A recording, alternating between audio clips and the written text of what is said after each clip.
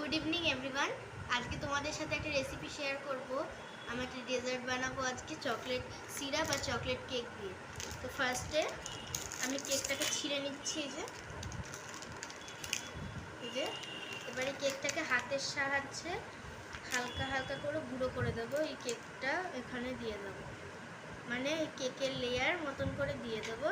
এই ডেজার্টটা আজ আমি রাতে খাওয়ার জন্য বানাবো। রাতে খেয়ে উঠে ডেজার্টটা বানাচ্ছি আমি আজকে। তো এটা সবার আগে আমি এখানে দিয়ে দিচ্ছি। দেখো এখানে আমি এটা দিয়ে দিলাম। একটু হাত দিয়ে এটাকে একটু স্প্রেড করে দেবো। এবার এটাকে ফেলে দিচ্ছি আমি। এবার আমি এই চকলেট সিরাপটা ইউজ করবো।